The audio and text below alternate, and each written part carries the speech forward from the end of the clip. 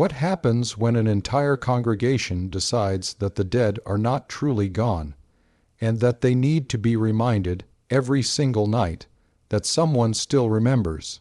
Welcome to this journey into one of the most haunting rituals in American religious history. But before we descend into these misty hollows where faith and grief blur into something darker, I need you to ask yourself, where is the line between honoring the dead and being imprisoned by them? Between sacred duty and collective madness? Tell us where you're watching from right now and whether you believe we owe anything to the departed, because by the end of this account, you may question everything you thought you knew about memory, mourning, and the weight of promises that outlive those who made them. This content discusses real historical events involving loss of life. We present these accounts with profound respect for those who suffered, died, and were left behind. This is not entertainment. This is testimony. If you're sensitive to discussions of death, suffering, or violence, please care for yourself first. In the archives of Watauga County, North Carolina, there exists a church record from 1947 with an entry that reads, "Bell tolling schedule maintained, covenant honored, no absences recorded." Below it, in different handwriting, a note, "God help us, we cannot stop." We're about to delve into a mystery that consumed an entire community, where a promise made in grief transformed into a ritual so consuming, so all-encompassing, that it destroyed lives, fractured families, and left a legacy so profound that even today, if you stand in the right place at the right time, you can still hear those bells ringing through the mountain darkness. This isn't just a story about the past. This is a question about how the living can become haunted not by the dead themselves, but by their own refusal to let the dead rest. It was the year 1918. The Great War had just ended, claiming 17 million lives across the globe, and the Spanish flu pandemic was sweeping through communities like a scythe through wheat, killing another 50 million before it burned itself out. But in the remote valleys of western North Carolina, in a place where the mountains pressed close and the hollers ran deep with shadow even at midday, death was about to take on a different meaning, one that would bind the living to the departed in ways that defied both reason and mercy. The town was called Bellweather. You won't find it on any modern map. The mountains of Watauga County exist in a peculiar relationship with time. There are places in those highlands where the modern world seems to stop at the tree line, where communities have lived by rhythms older than the nation itself, where tradition is not simply preference but survival. Bellweather was one of these places, a cluster of perhaps 30 families spread across a valley so narrow that sunlight touched the valley floor for only 6 hours each day, even in summer. The Bellweather Community Church stood at the heart of the settlement, a modest white clapboard structure with a bell tower that rose 40 feet above the sanctuary. The bell itself was unremarkable cast iron, weighing perhaps 300 pounds, with a tone that carried well in the mountain air, but held no particular beauty. It had been installed in 1892 when the church was built, and for 26 years it had served its ordinary purposes, calling the faithful to worship on Sundays, marking weddings and baptisms, tolling solemnly for funerals. But there was something about that bell tower that the old-timers noticed, though they rarely spoke of it. The way sound traveled in that particular valley created strange echoes. Ring the bell once, and you might hear it again 3 seconds later, bouncing back from the rock face of Widow's Peak to the east. Ring it in certain weather conditions when the air was heavy with moisture and the clouds hung low, and the sound seemed to linger, as if the mountains themselves were holding on to it, reluctant to let it fade into silence. By October of 1918, death had become as common in Bellweather as breathing. The Spanish flu had arrived in mid-September, carried by a young man named Thomas Pritchard, who had returned from military service in Charleston. Within 2 weeks, 17 people were sick. Within 4 weeks, 11 were dead. The disease showed no pattern, no mercy. It took the young and healthy with the same casual brutality. It took the old and frail. Families lost multiple members in the span of days. The church graveyard, which had slowly accumulated graves over decades, suddenly began filling with fresh earth at an alarming rate. Pastor Elijah Crowther was 40, 7 years old that autumn, a lean man with a face carved by weather and worry, hands that trembled slightly when he prayed. He had served the Bellweather Church for 19 years, had married most of the young couples, baptized most of the babies, buried the previous generation of elders. But he had never faced anything like this, never stood at 6 gravesides in a single week, never looked into the eyes of parents clutching the bodies of children and searched for words that might contain some fragment of comfort. The turning point came on October 23, 1918. Sarah Abernathy was 7 years old when the flu took her. She was the daughter of John and Martha Abernathy, the only child they had left after losing 2 others to diphtheria 3 years earlier. By all accounts, Sarah was a bright, joyful child who sang in the church choir despite having a voice that couldn't quite hold a tune. She loved the church bell. Whenever it rang, she would stop whatever she was doing and count the tolls, announcing the number with solemn authority. When Sarah died on the morning of October 22nd, something broke in Martha Abernathy that would never heal. The funeral was held the following afternoon. Pastor Crowther had developed a grim efficiency in these services. There was no time for lengthy eulogies when more dead were waiting. The congregation gathered, perhaps 20 people who were not themselves sick or caring for the sick. The October air was cold, carrying the first hints of the winter to come. Leaves the color of blood and rust covered the ground around the fresh graves.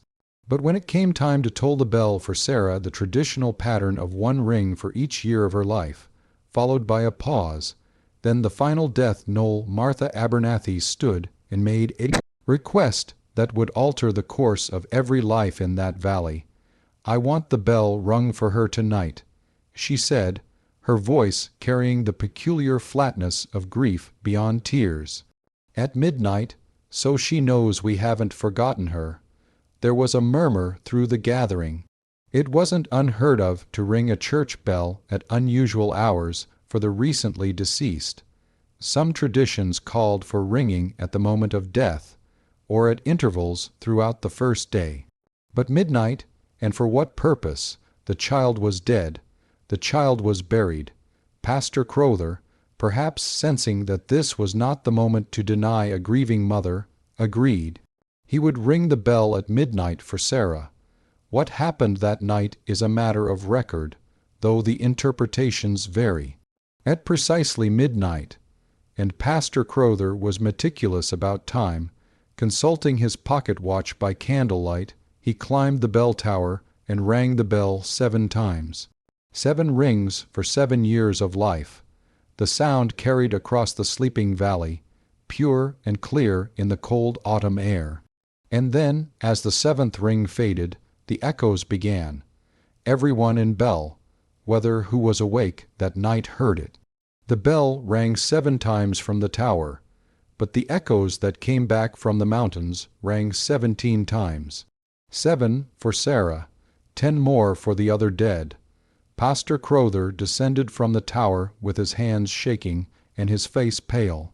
He found Martha Abernathy waiting in the church, wrapped in a shawl, her eyes bright with something that might have been fever, or might have been something else entirely. They answered, she whispered, they all answered. By the following evening, every family that had lost someone to the flu had come to the church with the same request. Ring the bell, ring it at midnight, ring it so the dead know they are remembered. And Pastor Crowther, who perhaps should have recognized the edge of madness in this request, but was himself half, mad with exhaustion and grief, agreed. On October 24th, he rang the bell at midnight for all 17 of the dead, and once again the mountain echoes rang back.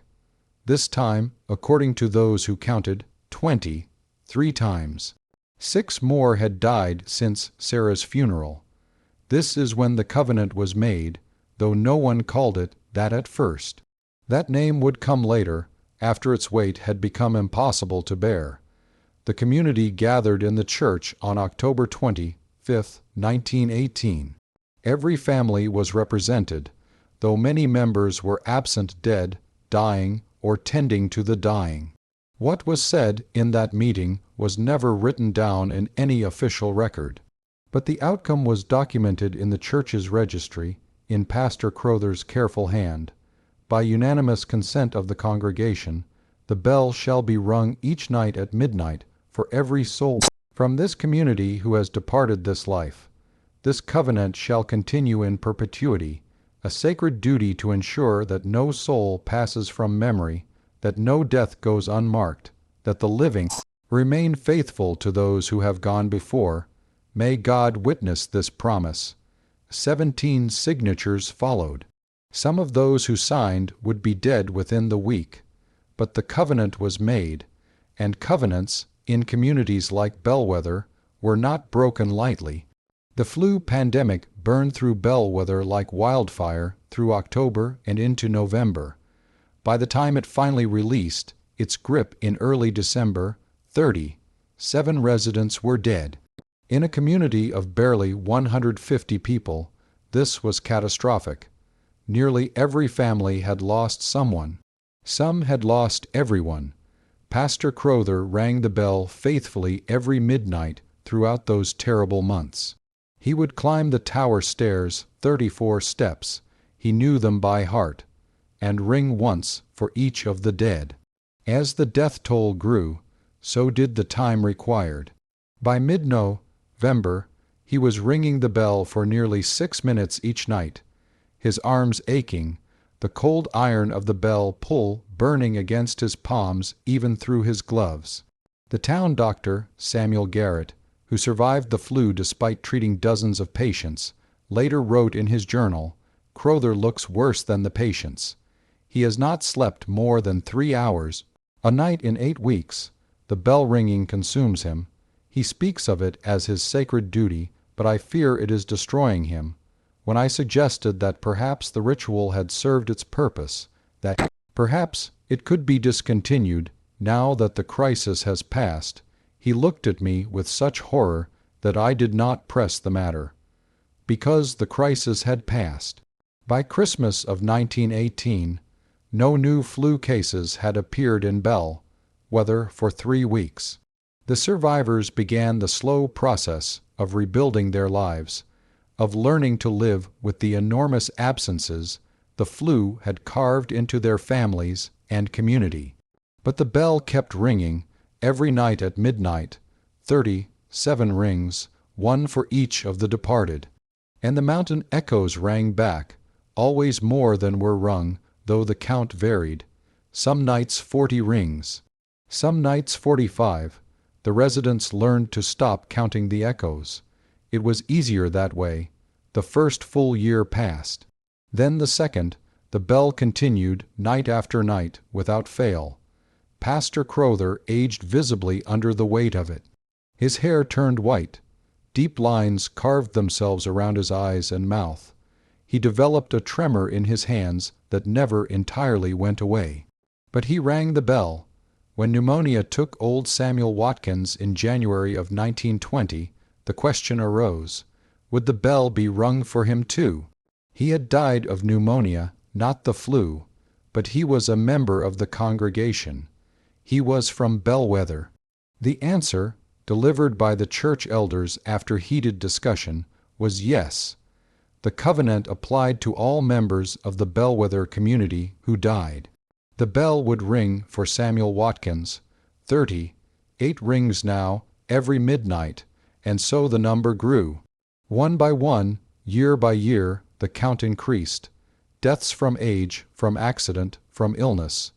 Each one was added to the midnight count. 39, 40, 42, 45.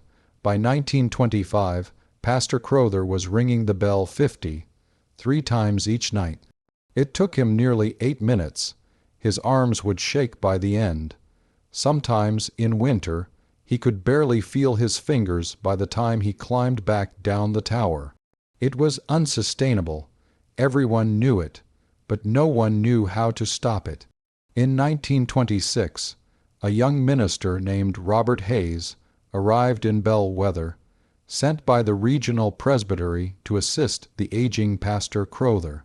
Hayes was 28 years old, educated at a seminary in Charlotte, full of ideas about modernizing rural congregations and making faith more accessible. He lasted 6 weeks. Later, in a letter to the presbytery that was later discovered in church archives, Hayes wrote, "I cannot remain in this place. The midnight bell is not a ritual of remembrance. It is a form of collective madness. The entire community has become enslaved to it. Mothers stay awake until midnight to hear the bell, to count the rings, to weep for children dead 7 years. Men wake at the first toll and cannot return to sleep. Children are taught from infancy that this is normal, that this is sacred duty. When I suggested, gently, respectfully, that perhaps the tradition might be modified, perhaps rung weekly instead of nightly, or perhaps discontinued after a certain number of years, I was met with such hostility that I feared for my safety. One woman told me that stopping the bell would condemn the dead to eternal forgetting. Another man said that the covenant was more binding than the 10 Commandments. Pastor Crowther himself wept when I broached the subject, saying that he had made a promise before God and could not break it. I do not know how to help these people. I do not know if they want to be helped. The bell has become their God, and they serve it faithfully, no matter the cost." Hayes left Bellweather on a cold morning in March and never returned. The presbytery sent no replacement. Pastor Crowther continued alone. By 1930, the count had reached 68. More than 10 minutes of bell ringing each night. Crowther was 61 years old, suffering from arthritis that made climbing the tower stairs an agony. The church elders discussed finding someone to assist him, or to take over the midnight ringing entirely. But Crowther would not hear of it. "I made the covenant," he told them. "I will honor it until I die." That same year, something began to change in Bellweather. Something subtle at first, but growing more pronounced with each passing month. People began leaving. Young families, mostly. They would announce at Sunday service that they were moving to town, Boone or Johnson City, or even as far as Asheville. They gave practical reasons: better schools for the children, more opportunities for work, access to doctors and modern amenities. But everyone knew the real reason, though it was rarely spoken aloud. They were fleeing the bell. After living your entire life under the weight of the midnight covenant, after counting every ring, every night, after carrying the accumulated weight of all those deaths in your consciousness, like stones in your pockets, the thought of escape became irresistible. And once a few families left, others followed. The exodus was slow but steady. By 1935, Bellweather's population had dropped by nearly a third. Families who had lived in those mountains for generations simply packed their belongings and left. The valley that had once hummed with life grew quieter. Houses stood empty. Fields went unplowed, and still the bell rang. 74 times now, nearly 11 minutes. Pastor Crowther was 68 years old and looked 80. He could no longer climb the stairs without stopping to rest halfway. But he rang the bell. In March of 1936, Pastor Elijah Crowther collapsed in the bell tower during the midnight ringing. He had made it to ring number 47 when his heart simply stopped. They found him the next morning, slumped against the tower wall, one hand still loosely gripping the bell rope. His pocket watch had stopped at 12:07. The bell had not completed its full count. For the first time in 18 years, the covenant had been broken. The congregation was in crisis. Who would ring the bell now? Could anyone ring it? Or did the duty belong to the pastor? Had Crowther's death, occurring during the sacred ritual, somehow voided the covenant, or made it more binding? The church elders met in emergency session. The debate raged for 3 days. Finally, a decision was reached. The bell would continue. But the responsibility would be shared among the congregation. A rotation would be established. Each night, a different member of the community would climb the tower and ring the bell 70. 5 times 70, 4 for the previous dead, and now 1 more for Pastor Crowther himself. The first to ring the bell under this new system was Martha Abernathy, now 50, 4 years old, her hair completely white, her daughter Sarah dead for 18 years. She climbed the tower stairs slowly, her breath ragged, and rang the bell with shaking hands. 70, 5 times. 12 minutes. When she descended, her face was streaming with tears. I heard her. She whispered to those waiting below. In the echoes, I heard Sarah's voice. Whether this was truth or madness or exhaustion, no one could say. But Martha was not the last to report hearing voices in the mountain echoes. As the years passed, more and more of those who rang the bell claimed to hear things in the reverberations, whispers, songs, names being called. Some said it was the dead speaking. Others said it was only the wind and the peculiar acoustics of the valley playing tricks on exhausted minds. But everyone agreed on one thing: the bell could not stop. By 1940, the situation in Bellweather had become critical in ways that went beyond the merely spiritual. The population had dwindled to fewer than 50 residents, most of them elderly. The young had fled, taking their children with them. The school had closed in 1938. The general store closed in 1939. The valley was dying, slowly strangled by its own devotion to the dead. And the bell count had reached 93, 15 minutes of ringing every night at midnight without fail. The rotation of bell ringers included everyone in the community aged 15 and older. Each person's turn came roughly once a month. But it was no longer just a matter of climbing the tower and ringing the bell. It had become a ritual of such weight and complexity that it consumed entire days in preparation. Because, you see, by 1940, the people of Bellweather had begun recording things, names, dates, details about each of the dead, who they were, how they died, who they left behind. The bell ringers would spend hours before their appointed night reviewing these records, speaking the names aloud, remembering.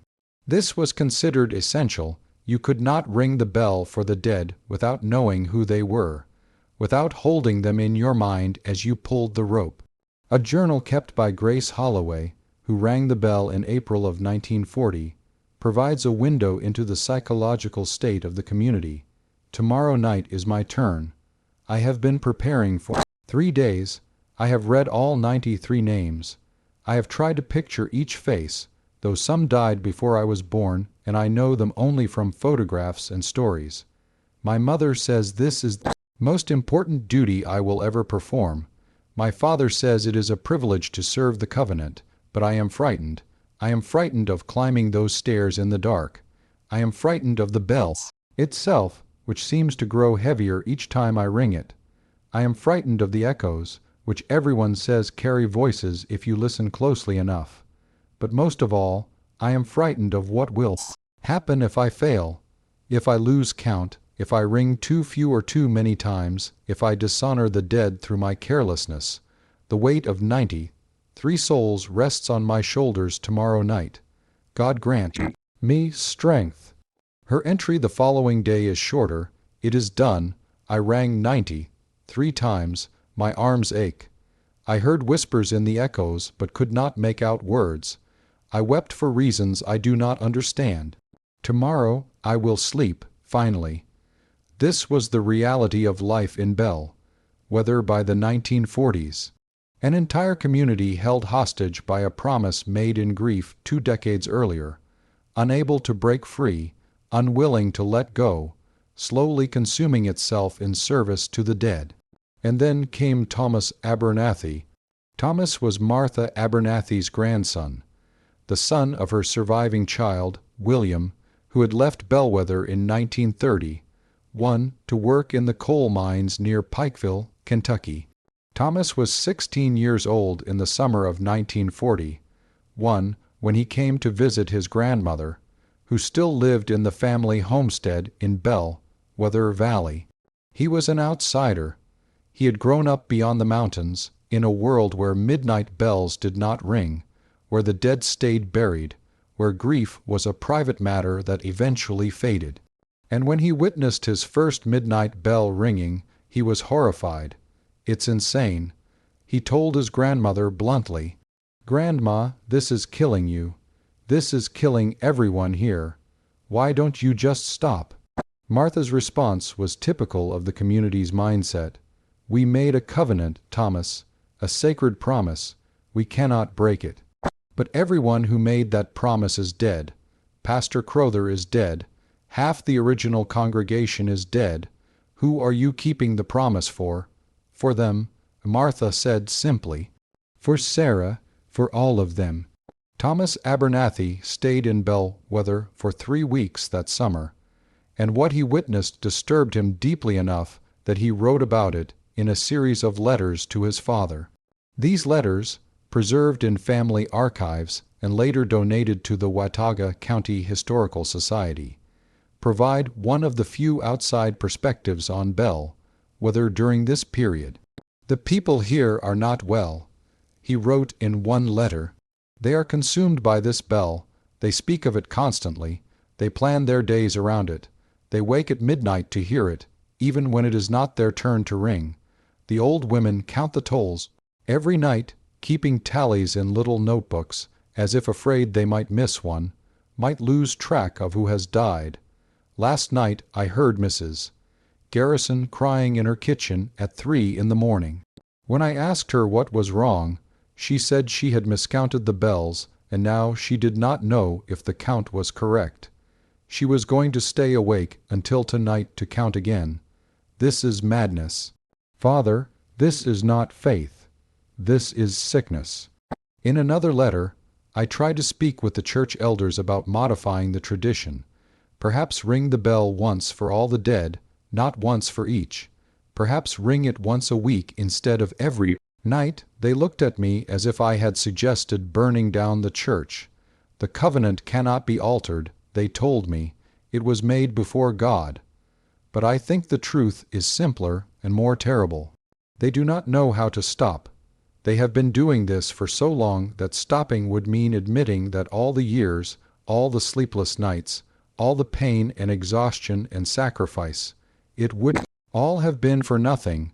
So they continue. They continue because stopping would break them more completely than the bell ever has. Thomas left Bellweather at the end of August 1941. He never returned, but his letters had an effect. His father, William Abernathy, began making inquiries with the regional presbytery, asking if something could be done to help the Bellweather community, to release them from this covenant that was destroying them. The presbytery sent an investigator in October of 1941. Reverend Martin Caldwell was a respected church administrator, a man known for his compassion and his practical approach to difficult situations. He spent a week in Bellweather, attending services, speaking with residents, observing the midnight bell ringing. His report to the presbytery, filed on October 19, 1941, is a masterpiece of diplomatic horror. The community of Bellweather is suffering under a spiritual burden that, while begun with pure intentions, has become destructive to their physical and mental well-being. The midnight bell tradition, which began as an expression of grief during the influenza pandemic of 1918, has evolved into a form of communal obsession that dominates every aspect of life in the valley. Current practices include nightly ringing of the bell at precisely midnight, with the count currently at 98 tolls, requiring approximately 16 minutes, mandatory participation by all community members over age 15 in the ringing rotation, extensive preparation rituals before each bell ringing night, including hours of meditation on the deceased, recitation of names, and prayer vigils, communal insomnia, with most residents reporting they cannot sleep through the bell and spend hours awake after the midnight tolling, is severe anxiety among bell ringers about making errors in the count, reports of auditory hallucinations, including hearing voices in the mountain echoes following the bell rings, a complete economic collapse of the community, as residents are too exhausted and emotionally depleted to maintain farms or businesses, mass exodus of younger community members, reducing the population to unsustainable levels. It is my considered opinion that this practice must cease for the spiritual and physical health of the remaining congregation. However, when I suggested this to the church elders, I was met with absolute refusal. They maintain that the covenant is binding and sacred, and that to break it would be to condemn the dead to eternal forgetting and the living to damnation. I believe the community is trapped in a form of collective trauma response, unable to process or move beyond the catastrophic losses of 1918. The bell has become a physical manifestation of their grief, and like many who cannot let go of grief, they have allowed it to consume them entirely. I recommend immediate pastoral intervention, possibly including mandatory counseling and a formal release from the covenant by denominational authority. Without such intervention, I fear the community will continue to decline until it ceases to exist entirely. The presbytery debated what to do, but before they could take action, the world intervened. On December 7, 1941, Pearl Harbor was attacked. America entered World War II, and suddenly, the isolated problems of a tiny mountain community seemed very far away and very unimportant. The presbytery's attention turned to other matters. Bellweather was forgotten. The bell continued to ring. The war years were hard on Bellweather, as they were hard everywhere. The few young men who remained were drafted or enlisted. Some came back, some did not. Each death was added to the bell count: 104, 109, 113. By 1945, when the war ended, the bell count had reached 118. Nearly 20 minutes of ringing. The population had dropped to 37 residents. The community was on the edge of collapse. And then, in the winter of 1946, something changed. It started with dreams. Multiple residents began reporting the same dream. They would find themselves in the church at midnight, but when the bell rang, they could see the dead standing in the pews. Not ghosts, they insisted they were too solid for that, too real. They were simply there, present, attending the service that was held for them every night. At first, these dreams were dismissed as the natural result of exhaustion and obsession, but as more people reported them, a different interpretation began to emerge. What if the bell was working? What if the covenant was actually doing what it was meant to do, keeping the dead present, preventing them from fading into forgetting? This interpretation took hold in the community with the force of revelation. The suffering, the exhaustion, the sacrifice, it had all been worth it. The dead were there, the dead were listening, the dead remembered that they were remembered. This should have been a comfort. Instead, it made everything worse. Because now the bell wasn't just a duty, it was a proven necessity. Stopping the bell wouldn't just dishonor the dead, it would sever the connection, would send them away, would lose them forever. The pressure to continue became absolute. a new rule was instituted. If a bell ringer was sick or unable to perform their duty, 2 ringers would ring together. The bell could not be missed, not for any reason. When pneumonia swept through the valley in March of 1947, taking 5 residents in 2 weeks, the survivors rang the bell even when they were themselves fevered and delirious.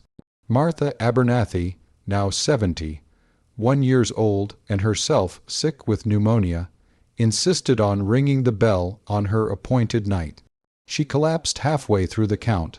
Her daughter-in-law took over and completed the ringing. Martha died 3 days later.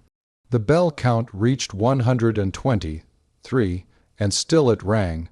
The breaking point came in the summer of 1949. By this time, only 23 residents remained in Bellweather. The bell count had reached 131, nearly 22 minutes of continuous ringing each night. The physical toll on the bell ringers was severe. Several had developed permanent hearing damage from the nightly exposure to the loud, close quarters ringing. Most suffered from chronic sleep deprivation. Some had begun to show signs of what we would now recognize as severe anxiety disorders and depression. The youngest resident of Bellweather was 17-year-old Emma Pritchard, great-niece of Thomas Pritchard, who had brought the flu to the valley in 1918. Emma had been born in Bellweather, but unlike the older residents, she had no memory of the time before the Covenant. The midnight bell was simply reality for her, as fundamental as the sun rising and setting, as unchangeable as the mountains themselves. On July 12, 1949, it was Emma's turn to ring the bell. She had been preparing all day, as was customary. She had reviewed the names of all 131 dead. She had prayed. She had fasted. When midnight approached, she climbed the tower stairs with a solemn sense of purpose. And something broke in her. We know what happened because Emma herself described it later, in testimony she gave to authorities. She reached the bell rope, grasped it firmly, began to pull. The first ring echoed out across the valley. The second, the third, and then she stopped. I suddenly understood. She said later that I was going to be doing this for the rest of my life, that every few weeks I would climb those stairs and ring that bell, that the count would only grow, that I would ring it until I was old and bent and could barely climb, and then I would ring it until I collapsed like Pastor Crowther did, and then I would die, and someone else would add my name to the list and ring for me forever, no end, no escape, no purpose except the ringing itself. Emma Pritchard dropped the bell rope after 3 rings and walked out of the tower. She walked out of the church. She walked out of Bellweather Valley that very night, still wearing her ringing dress, carrying nothing else. She walked the 12 miles to the main road and hitchhiked to Boone. She never returned. Behind her, the bell stood silent. 3 rings instead of 131. The covenant, for the first time since it had been made, was deliberately broken. The community's reaction was immediate and catastrophic. They did not blame Emma. That would have been too simple. Instead, they blamed themselves. They had failed the dead. They had failed the covenant. The disaster they had been fearing for 31 years had finally come to pass. 2 of the oldest residents died that same week, whether from natural causes or from the psychological shock. No one could say. The rest of the community fell into a kind of paralyzed despair. They continued to ring the bell each night, but the certainty was gone. The foundation had cracked, and the dreams changed. Now, instead of seeing the dead peacefully present in the pews, the bell ringers began to dream of the dead angry, accusing, demanding. "Why did you stop?" The dream, dead would ask. "Why did you abandon us? 3 rings, that's all we were worth to you." It was, of course, a projection of their own guilt and fear. But that made it no less powerful. By October of 1949, 9, the remaining population of Bellweather had dropped to 16 people. All of them were over 50 years old. There were no children. There were no young adults. The valley was a community of ghosts tending to ghosts. The bell count had reached 133, 3 minutes of ringing. Some nights, the ringers' arms would give out before the count was complete, and they would have to rest before continuing. The sound of that bell dominated the valley every night from midnight until nearly half-past, shattering sleep, marking time, counting the dead. In December of 1949, 3 more residents died, 1 from a heart attack, 2 from the flu. The count reached 136, and then, on Christmas Eve of 1949, the last 16 residents of Bellweather gathered in the church for an emergency meeting. What they discussed was never recorded in official minutes, but we know the outcome. On Christmas Day, 1949, the entire remaining population of Bellweather left the valley. They packed what belongings they could carry. They walked out together, supporting the older members, carrying the few possessions they couldn't bear to leave behind. They left everything else: houses, furniture, photographs, the church itself. But before they left, they did one final thing. They cut the bell rope. They climbed the tower and cut the rope that rang the bell, high enough that it could not easily be reattached. And then, in an act of profound symbolism, they locked the church doors from the outside and threw the key into the river. The covenant was ended, not by consensus or decree, but by exhaustion and collapse. After 31 years, the midnight bell of Bellweather fell silent. The community dispersed. Some went to live with family in other towns. Others entered assisted living facilities. A few simply disappeared into the broader world, leaving no forwarding address, no contact information. They wanted to be forgotten, just as they had spent 3 decades ensuring that the dead were never forgotten. The valley of Bellweather stood empty. For 20 years, Bellweather remained abandoned. The church building slowly deteriorated, paint peeling, windows breaking, the bell tower leaning slightly in high winds. The houses fell into ruin. The graveyard became overgrown, headstones sinking into the earth, as if the dead were reclaiming their markers. It became a ghost town in the truest sense, a place haunted not by literal ghosts, but by the weight of what had happened there, by the collective madness that had consumed an entire community, by the question that nobody could quite answer. Had it been faith or folly? But the story didn't end there. Because memory, like the dead themselves, doesn't rest easily. In 1973, the Valley of Bellweather was purchased by a land developer with plans to build a small resort community. The old church was to be renovated and turned into a community center. The graveyard would be maintained as a historical site. The ruined houses would be demolished to make way for vacation homes. Workers arrived in May of 1973 to begin the renovations. The church building was still structurally sound, despite the years of neglect. The bell still hung in its tower, though the rope was long rotted away to nothing. On their 3rd night working in the valley, the construction foreman and 2 workers heard something that made them stop what they were doing. At midnight, they heard a bell ringing, not the actual bell in the tower, that was visible through the glassless windows, hanging motionless, but somewhere in the valley, echoing off the mountains, the sound of a church bell ringing, slow, deliberate tolls. They counted without meaning to, 1, 2, 3, 4.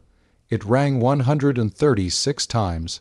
The workers left the valley the next morning and did not return. The foreman filed a report with the development company stating that the site was unsuitable due to unusual acoustic phenomena. The development was abandoned. Bellweather was left to decay, but the reports of the midnight bell continued. Throughout the 1970s and 80s, hikers and hunters who happened to be in the Bellweather Valley at midnight would sometimes report hearing a bell ringing. Always the same count, 136 times, always at midnight. The sound was never loud, never close. It always seemed to be coming from somewhere else, somewhere deeper in the mountains. Some heard it clearly. Others heard only a distant, dreamlike tolling that might have been imagination. The phenomenon was investigated several times by various groups: paranormal researchers, acoustic experts, local historians. No natural explanation was ever confirmed. Some suggested it was wind moving through the bell tower in a particular way. Others proposed it was sound carrying from some other church in the region, distorted by the valley's unusual acoustics. A few claimed outright fraud or mass delusion, but the reports persisted. In 2003, a documentary filmmaker named Jennifer Caldwell, granddaughter of Reverend Martin Caldwell, who had investigated Bellweather in 1941, traveled to the valley to make a film about the abandoned community and the covenant that had destroyed it. She spent a week camping in the valley, interviewing the few surviving former residents she could locate, reviewing historical documents, filming the ruins of the church and the town. And on her fourth night there, at precisely midnight, she heard the bell. Her recording equipment captured it 136 clear, distinct rings echoing through the valley, though the bell in the tower remained motionless. She captured it on video, on audio, with multiple devices running simultaneously. When she returned to civilization and had the recordings analyzed, experts confirmed that the sound was real, was captured, but could not identify its source. Her documentary, The Covenant, was released in 2005 and won several film festival awards. It brought renewed attention to Bellweather and the questions the community raised. How do we honor the dead without being consumed by death? When does remembrance become imprisonment? Where is the line between sacred duty and destructive obsession? But it did not answer the central mystery. Why does the bell still ring? In 2011, the last surviving member of the original Bellweather community died. Grace Holloway, who had rung the bell in April of 1940 and who had left the valley in December of 1949, passed away in a nursing home in Asheville at the age of 91. According to the nurses who attended her, her last words were, "I can hear the bell. It's calling me home."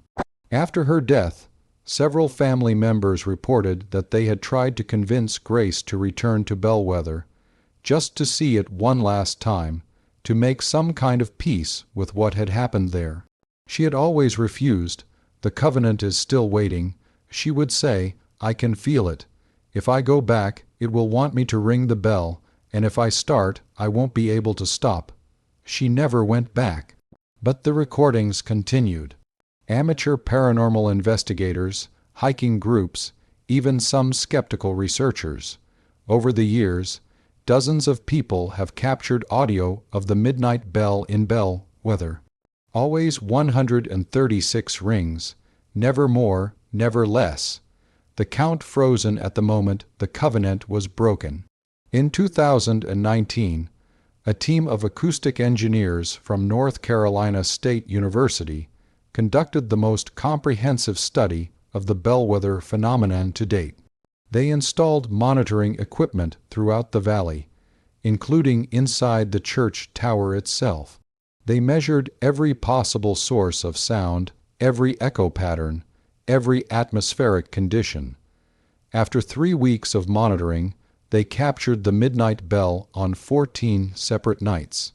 And they reached a conclusion that satisfied no one. The sound was real.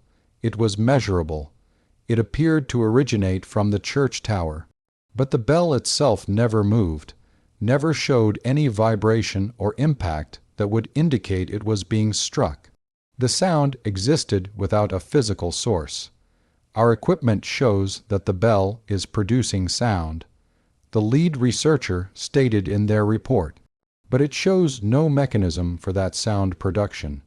It's as if the sound exists as a memory rather than an event, a recording played back by the mountain itself. The report was published in an acoustic journal and largely dismissed by the scientific community as equipment malfunction or researcher error. But the team stood by their findings. The bell rings. The source is unknown. The phenomenon persists.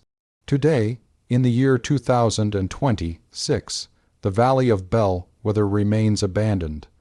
The church still stands, leaning and weathered, the bell hanging silent in its tower during the day. The graveyard has been cleared several times by historical preservation groups. The headstones catalogued and photographed. 136 graves, plus dozens more in the newer section from the 1930s and 40s. The county maintains a historical marker at the entrance to the valley. It reads Bellweather Community 1008, 189-1949, abandoned following the Spanish influenza epidemic of 1918 and subsequent community covenant to honor the dead, a reminder of how grief, when shared, can bind a community or destroy it.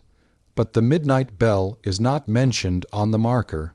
That phenomenon belongs to the realm of local legend, of ghost stories, of things that cannot be officially acknowledged because they cannot be officially explained.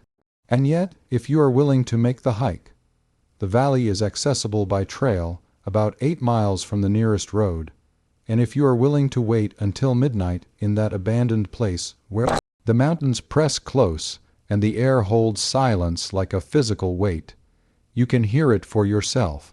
The bell rings at midnight 136 times, the count complete at last, yet somehow never finished. Some who have heard it say it sounds mournful, a lament for all that was lost. Others say it sounds triumphant, a covenant kept even beyond death, beyond abandonment, beyond time itself. A few say it sounds accusatory, angry at being interrupted, demanding to be completed. But everyone who hears it agrees on one thing: it is precise. It is intentional. It is faithful. The bell rings for the dead because someone, or something, still keeps the covenant. Whether that someone is the spirits of the departed bell ringers, unable to let go of their sacred duty even in death. Whether it is the collective grief of an entire community, somehow impressed into the fabric of the valley itself, playing out its ritual in eternal repetition.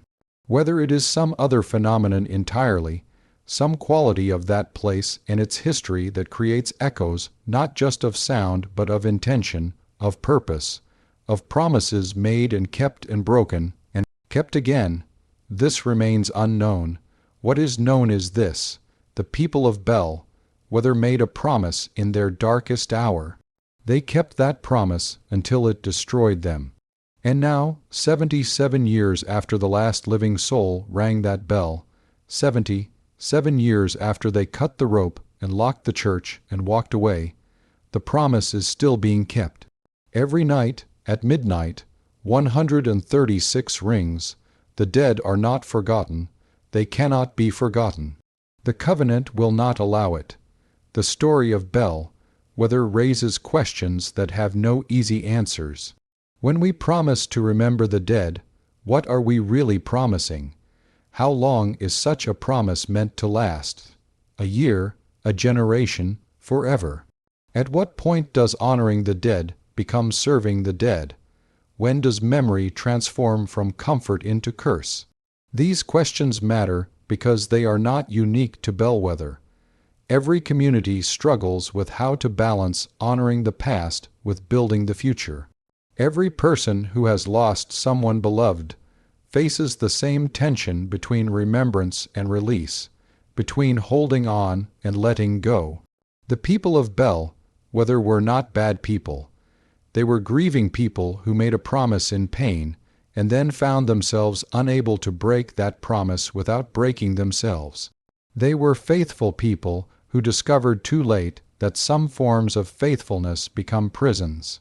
And perhaps that is the true horror of bell, whether not that the bell still rings, but that we can all understand why it started ringing in the first place. We can all imagine making that same promise in that same moment of unbearable loss. We can all see how, year by year, the promise could become heavier, harder, impossible to escape. We like to think we would have been different. We like to believe that we would have stopped the bell after a year, or 5 years, or when it became clear that the practice was harmful. But the truth is, we cannot know what we would have done, because we cannot know the weight of that particular grief, in that particular place, in that particular time. All we can know is what they did, and what they did was ring the bell every night for 31 years, until the sound of it became the sound of their own slow dissolution. And then they stopped, and the bell rang anyway. There is a final detail that deserves mention, a postscript to the Bellweather story that came to light only recently. In 2023, while doing research for a book on Appalachian communities, a historian discovered a document in the Watauga County Archives that had been misfiled for decades. It was a letter written in 1949 by one of the last residents of Bellweather, dated December 26th, one day after the community abandoned the valley. The letter was never mailed. It was simply placed in a file cabinet at the county seat, perhaps as a final testimony, a last explanation for what had happened. It read, "To whoever finds this, we have left Bellweather. The covenant is broken, and we are broken with it. I write this as a confession and a warning. We told ourselves we were honoring the dead. We told ourselves the bell was sacred duty, holy remembrance. But the truth, which I can only now admit, is that we were afraid. We were afraid that if we stopped ringing the bell, we would have to face what the ringing had become. A way to avoid moving forward, a way to stay frozen in that terrible autumn of 1918 when everything changed. The bell was not for the dead. The dead do not need bells. The dead are beyond such things. The bell was for us, and it kept us as surely as any prison. I do not know if we were right to start it. I do not know if we were wrong to end it.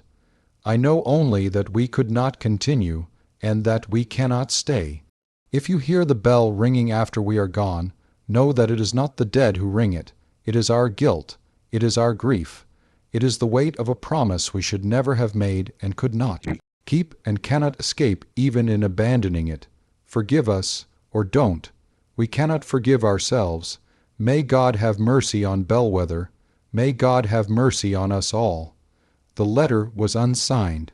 The story of Bellweather endures because it asks a question that each of us must answer for ourselves. What do we owe the dead? Do we owe them memory? If so, for how long? Do we owe them rituals, markers, ceremonies that assert their continued importance in our lives? Do we owe them grief that never ends, attention that never wavers, devotion that costs everything? Or do we owe them something else, the living of our lives, the building of our futures, the slow, painful work of healing and moving forward while still holding them in our hearts? Bellweather chose one answer. For 31 years, they chose memory above all else, devotion above well-being, promise above survival. And in the end, both the living and the dead paid the price. The bell still rings.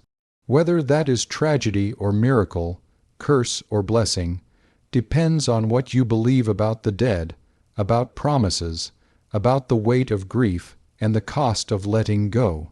All I know is this: on silent nights in Watauga County, when the air is heavy with moisture and the mountains hold sound close, you can still hear it. 136 rings, precise, deliberate, faithful unto madness. And somewhere in those echoes, bouncing between the peaks, returning from the dark hollers, you might hear something else.